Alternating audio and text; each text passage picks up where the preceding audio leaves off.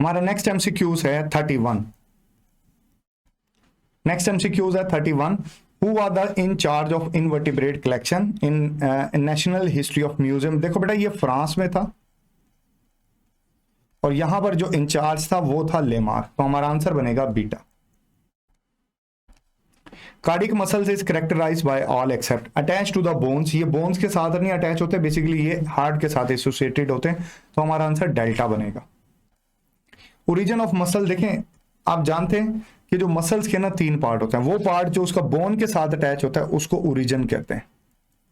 दरमियान वाला हिस्सा बेली कहलाता है, ये कहलाता है बेली। और लास्ट जो हिस्सा होता है उसको, जिसको ये टेंडन मेंशन किया हुआ है, ये बेसिकली इसका हिस्सा होता है इंसर्शन, ये हड्डी को मूव करवाता है। तो हमारा आंसर जो है बेटा वो बनेगा इमूवेबल। जो ओरिजिन पार्ट होता है वो इमूवेबल होता है, इंसर्शन मूव करता है, बेली कॉन्ट्रैक्ट या रिलैक्स करती है। The diameter of muscle fibre, ये बुक लाइन है, आप आसानी से इसका आंसर जान सकते हैं बेटा।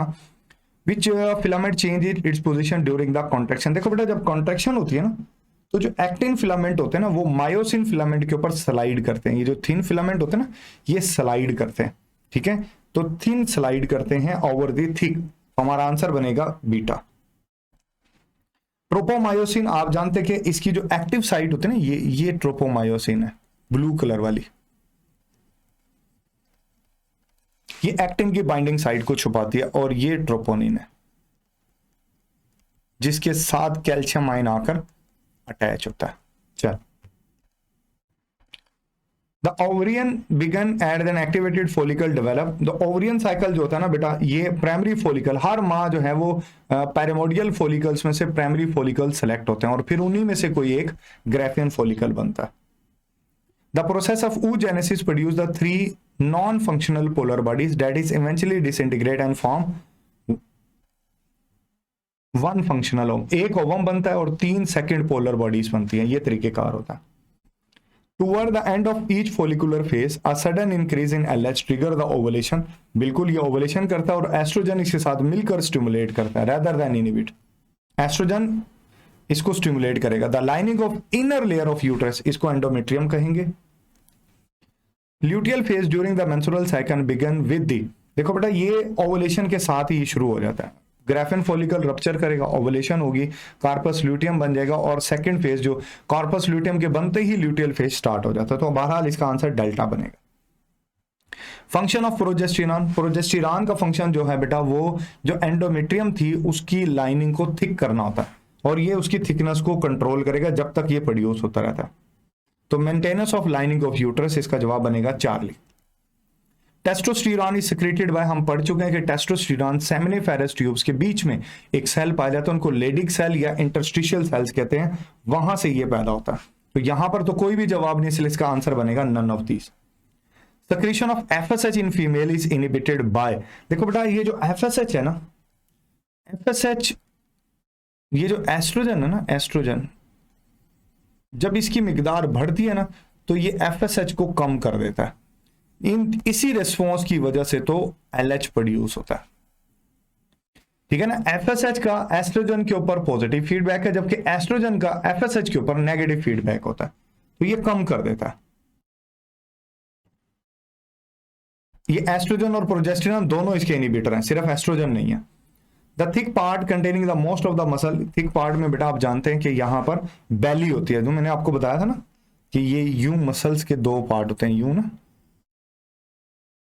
ये मसल्स का ये जो पार्ट होता है ना ये वाला, this will call the belly, और ये वाला पार्ट कहलाता है ओरिजिन और ये वाला पार्ट कहलाएगा इंसर्शन। चल, in case of rigor mortis, rigor mortis में जब आपके पास कोई एटीपी नहीं होता, during relaxation actin move toward, relaxation में वो ये अवे फ्रॉम सार्कोमेर, क्योंकि पीछे हटेगा, जब ये पीछे हटेगा तो ये जो है बेटा वो सेंटर से दूर जाएगा, away from the centre of sarcomere. Centre जो है ना यूजुअली इसकी एम लाइन होती है। Which of the following disappear, H zone जो होता है ना during the sliding filament model, H zone जो होता है ना वो डिसअपियर हो जाता है। Okay, next, spontaneous contraction and the unstriated appearance are the character of, spontaneous जो होता है बेटा डेफिनेटली जो है स्पॉन्टेनियस, ये जो है ना आप इससे मतलब ले सकते हो इनवॉलेंट्री, इनवॉलेंट्री, और अनस्ट्राइएटेड का मतलब है नो डार्क बैंड, और ऐसा तो सिर्फ एक ही में होता है, स्मूथ में। वेलेस ने बिल्कुल डार्विन जैसी जो है बेटा वो थ्योरी बनाई थी।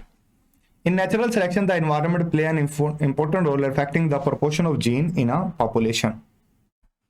It was the geographical distribution of species that the first suggest the idea. ये डार्विन ने जियोग्राफिकल, जैसे आर्माडिलोस की बात की गई थी और फिंचेस की बात की गई थी।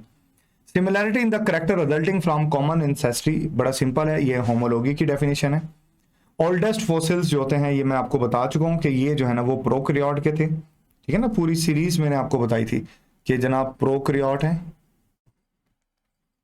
प्रोकैरियोट के बाद जो है ये प्रोटिस्ट है, और प्रोटिस्ट के बाद फिर एनिमल्स, प्लांट्स, और प्लांट्स के साथ साथ फंजाई, और फिर मैंने एनिमल्स की भी पूरी सीरीज आपको समझाई थी। आर्माडिलो अभी हमने डिस्कस किया कि आर्माडिलो अमेरिका के अंदर पाया जाता है। ये फर्स्ट पॉइंट था डार्विन की थ्योरी का, biogeographical area. Vermi form appendix, ये जो हमारी लार्ज इंटेस्टाइन होती है ना उसके साथ एक फिंगर लाइक प्रोजेक्शन होती है, इसको कहते हैं वर्मी फॉर्म अपेंडिक्स, ये पाई जाती है। ये सीकम है, ये बिल्कुल सीकम के साथ होता है, सीकम के साथ ये पाया जाता है, जो बाद में अपेंडिसाइटिस का प्रॉब्लम इसी को होता है। ये कार्निवोरस जानदारों में होती थी। Organ functionally alike but structurally different, जैसे आपको ये विंग्स दिखाई दे रहे हैं, ये एनालॉगी कहलाते हैं। The part of the body used in action to cope with the environment become larger and stronger. ये बेसिकली ये जो पॉइंट था ना, ये इनहेरिटेंस ऑफ एक्वायर्ड कैरेक्टर के पॉइंट्स हैं, और ये लेमार्क ने पेश की थी। नेचुरल सिलेक्शन कैन एम्पलीफाई और diminish only those variation that are heritable. जो हेरिटेबल होती हैं सिर्फ वही चीजें जो है ना, ये बेसिकली डार्विन का पॉइंट था। फिगर में आप देख सकते हो बेटा, ये जो पार्ट दिया गया है ये ट्रोपोनिन है, ट्रोपोनिन, और ये जो है ना ये है ट्रोपोमायोसिन। तो हमारा आंसर जो है बेटा वो बन जाएगा चार्ली। यहां पे हमारी जो क्रैश 3 की डिस्कशन मुकम्मल हुई। आपके जहन में कोई कंफ्यूजन हो तो आप बेटा अपना क्वेश्चन पूछिएगा। अपना ख्याल रखिएगा। Thank you, Allah Hafiz.